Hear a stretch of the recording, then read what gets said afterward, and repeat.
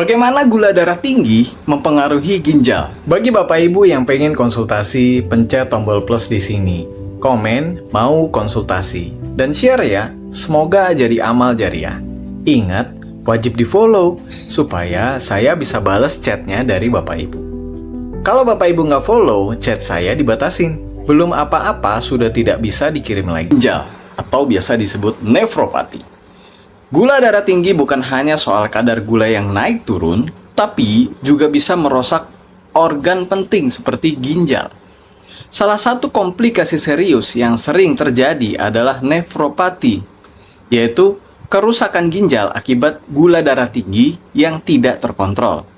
Yuk, pahami bagaimana ini bisa terjadi. Nah, yang pertama Bapak Ibu, apa hubungan gula darah tinggi dengan ginjal? Nah, seperti ini ya. Ginjal itu fungsinya itu menyaring limbah dan kelebihan cairan dari darah. Gula darah tinggi yang terus-menerus bisa merusak pembuluh darah kecil di ginjal, sehingga ginjal kehilangan kemampuannya untuk menyaring dengan baik.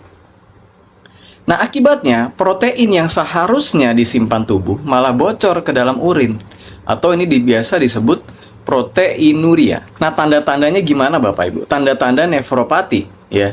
Yang pertama, bengkak pada kaki, bengkak pada tangan, bengkak di wajah, ya. Itu bengkaknya kenapa sih? Karena ada retensi cairan. Tekanan darah meningkat, Bapak Ibu.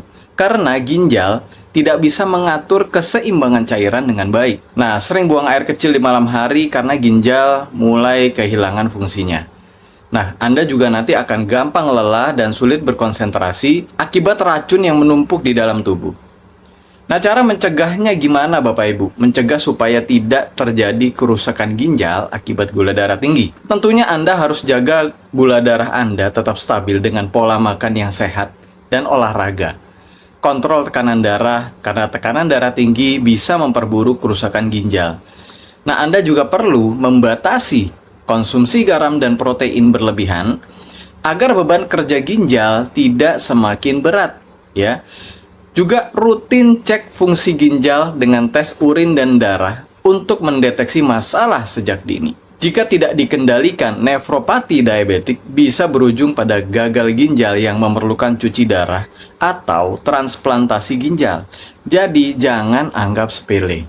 Kalau Bapak Ibu serius, ini butuh waktu ya, bukan tiba-tiba langsung sembuh.